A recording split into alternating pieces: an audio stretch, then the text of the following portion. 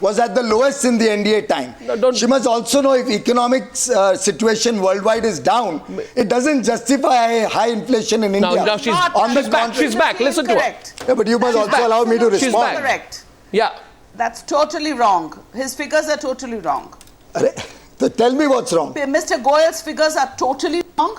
Inflation was not the lowest. In fact, the the reduction of poverty in the NDA was the lowest.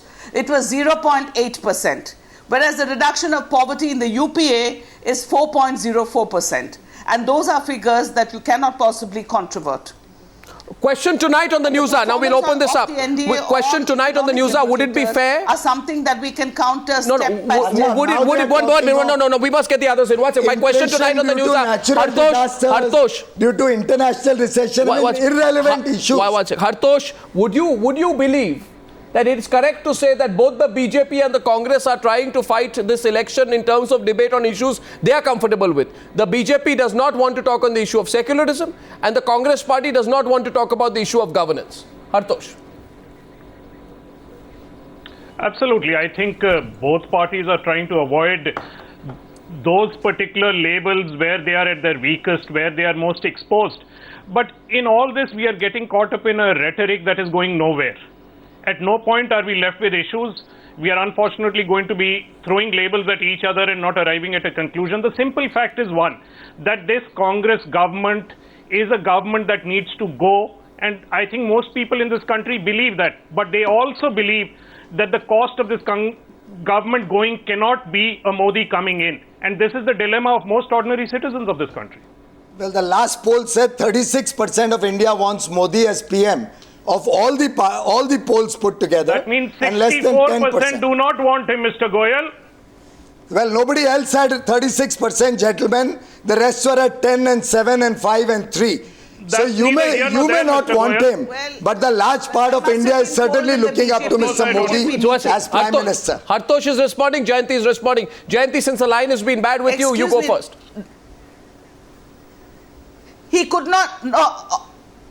Or Mr. Modi could not even go to Bihar after BJP snapped the ties, rather Mr. Nitish Kumar snapped his ties with the BJP. He had to address them via a video conference. And he's talking about, Mr. Goyal is talking about a large part of India. Right, that's northern India. In the south, Mr. Modi, he should just, after losing Karnataka, I think that it's better that the BJP does not talk about a pan-Indian presence, leave alone Mr. Modi. Fine. No, she has said something. Anywhere in South India, he will not get a single vote. Okay, by the way, on both your counts... He will not get a single vote because his brand of politics has already been discarded in this part of the country. He can't go to Bihar. He only addresses Bihar through a video conference. So how he's the most popular man in the country? They might have taken a poll during a BJP executive meeting. Even then, surprised. Mr. Advani. Okay. Well, I'm very glad they suddenly have a lot of love for our BJP leaders. But let me set the record straight. Neither was it a video conference. It was only a con call, just for kind information, ma'am. Second, it was fixed up in Goa in my presence much before the JDU left. Mr. Modi is a busy person. He's also running a state. He's going around the country. And for your information, there's a huge rally slated in Bihar after the rains, but then you are free to choose to say whatever you like about Karnataka. The fact is the Congress vote went up barely 1%. I lost my state because of division of vote. Nothing else. It's not that we lost the vote. Miss Natarajan, just for your information. I am determined today, and I'm getting a lot of calls from SMSs from viewers. I'm determined today to ask the most direct questions to all parties. And I hope that you will all indulge me by not being angry. Because of late, over the last 1 week, I've seen in the run-up to the election, when you ask a difficult question, the reaction is not of annoyance, it's of anger. And I think there should be less anger and more facts. Our reaction is always very healthy, but you should allow us to complete our statement. Well, instead of a counter question continuously, please allow Ms. Natarajan to complete her answer. I think you've had more say. In all fairness, I have to force my say because you interrupt every time I start speaking. Mr. Piyush Goyal, one second. Now my question is to the Shiv Sena and before that to the JDU. First, my question is to the Shiv Sena. Sir, please don't be partisan about it. take a slightly non-partisan approach to it, if possible, and tell me that in your view, if Modi says, I don't like this secular communal debate, then why is he going back to it? You know, did he not know that on the 14th of July in Pune yesterday, when he talks about very deliberately the burqa of secularism, that he will only be contributing to the debate and not killing it? And if so, then may I ask you why, in your view, is he contributing to the debate, if he really hates this debate? If Modi doesn't want this debate, he can kill the debate by only talking development. Why is he constantly referring to it? Good that you asked this question to me. Let me at the outset mention to you that my party and my party leader has welcomed Modi's outright stand that he is Hindu nationalist. So that he has welcomed it. No, let me complete, Arnab. If you don't want me to be angry, I think you should give me opportunity to complete. all parties are consistent in their anger nowadays. Yes, go ahead. Then you are free to ask me anything. Go ahead. Let him complete. Number two is when Modi says burqa, why all these people have to take it as burqas of the Muslims? Burqa is burqa. Burqa is a cover to cover your face. In any language, in any religion, burqa remains burqa. Why do you have to keep saying this? If when he talks about puppy, you have to only keep saying that he talks about the Muslim people.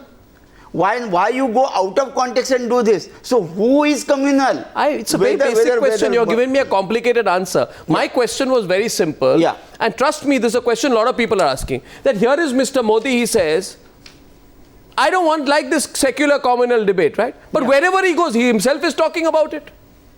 Why is that happening? Pawan Verma, let me ask you the question. You want to come into the debate? Let's get Pawan Verma into the debate. But let me complete. You are not allowed me to complete also. I reserve my right to answer your question. If you are talking to Pawan Verma, you talk to him, but I reserve my right to answer your question.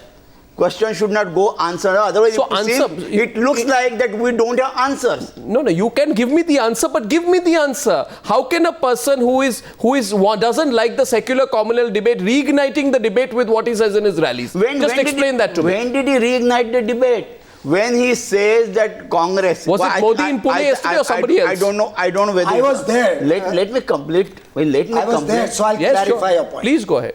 Let me complete. What he was simply saying, I heard him on television, I may not be verbatim right, but what he said that whenever there is a difficult situation for Congress party, Congress takes the burqa of secularism. Secularism is in danger. So don't look at the food price rise. Don't look at the petrol price rise because secularism is in danger. So where is the question? He is stating the fact. And the fact remains in last 2 years, if you keep seeing the statements by Congress and the people at the helm of the affairs of Congress, the same thing is repeated. Where is it wrong? And is he igniting the debate? Or the debate was the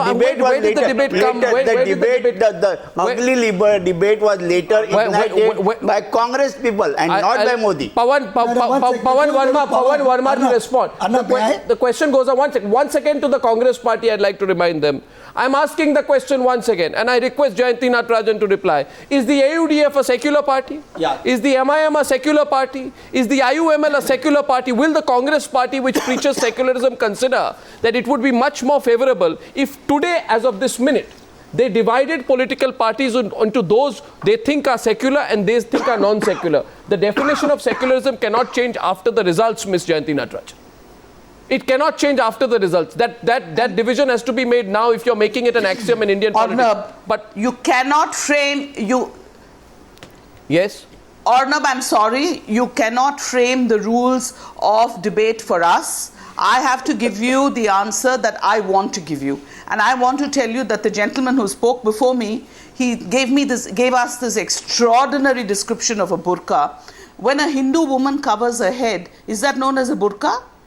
A burqa is a burqa all over the world. I have never heard a more ridiculous explanation. It is a cover from Mr. Modi's. I'm outraged. I'm outraged as a woman that when a woman's the identity of a Muslim woman, let's put it very squarely, when the identity of a Muslim woman and her religion demands or she wishes to wear a burqa, if this is the explanation that this gentleman is giving for Mr. Modi, all I can say is that he's no better than Mr. Modi. And this is a kind of discourse that should be condemned on the public. I need to go to Pawan Verma, then I'll come back. No, but you are on a wrong debate.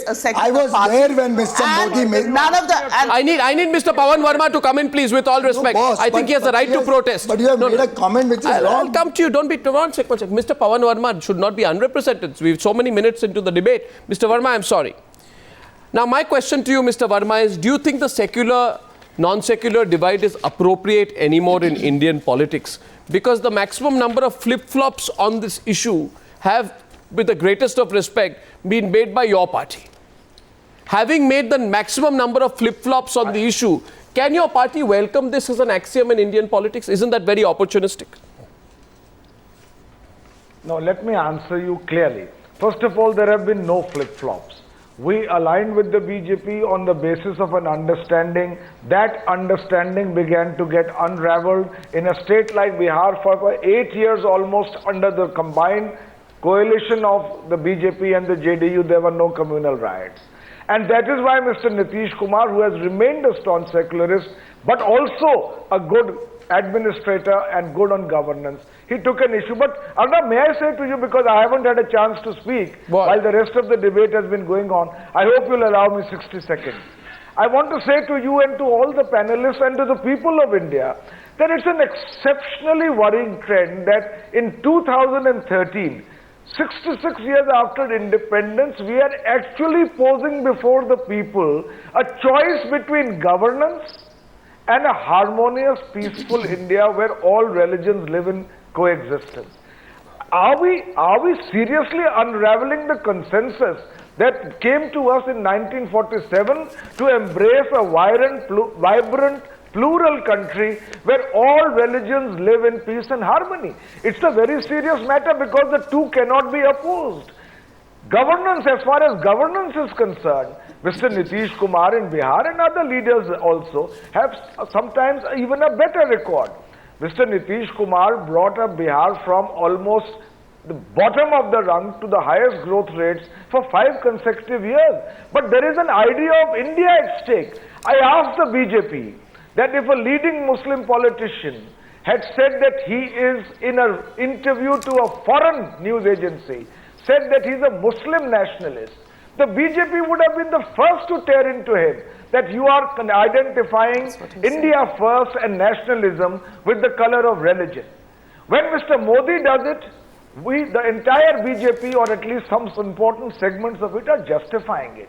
There is a certain sensitivity to all religions, a certain respect to all religions which is in our DNA. This is not about governance and secularism. I admit secularism could be a dirty word, but is the concept behind it also dirty? This is an essential aspect of the India we have today. Do we want communal strife back again? Do we want to divide the nation once again on the basis of religion? I think the time has come for us to seriously take stock of which way is the country heading. I take your point. I want to remind you that in the year 2005, it was Nitish Kumar who said, talking about the Gujarat riots, it is a political stunt, but they should know they cannot take advantage of the Gujarat riots again and again. And the Congress party would be well aware to know that even when Pranab Mukherjee was the Congress-supported candidate for president, he came to Mumbai and sought the support of the Shiv Sena. Therefore, my only limited question is this: is the issue of secularism only to be remembered when it is convenient and forgotten when it is convenient? I need a straight question, straight answer to that one from both the JDU and the Congress tonight, and I hope they will give me before the end of the program. But you are getting rebuts from both the Shiv Sena and the BJP. You can go first. Mr. Pawan Verma, rebuts coming your way. Hartosh, I'm coming to you next. You'd like to respond to him, please. Bharat Kumar Rao. What do you want me to respond to? Because you are not allowing me. Well, he's telling you it's unfortunate that we are in a situation where politics has been brought to this point, where we are being forced to issue something. And he's asking you a question. If a prime ministerial candidate from any other party would have described himself as a Muslim nationalist, would you and Piyush Goyal not have gunned for that person? Please give an honest reply to both. Exactly. That's he never said that Hindu first or anything. He has not said. Question as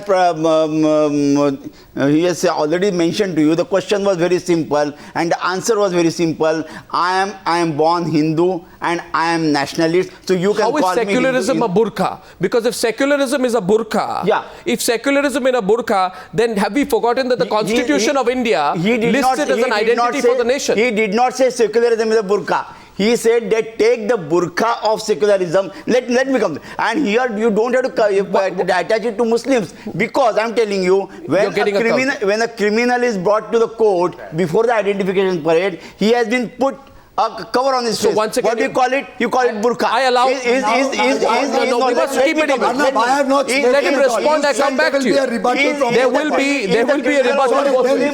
Then you want me to choose to get out? Tell me. Mr. Piyush If you want me to choose to go, you're welcome to tell me. No, 1 second. This is the order we will go in, because I'm being unfairly accused. 1 second. Yeah, This is not the order. unfairly at all, very fairly. This is the order. Piyush, go ahead.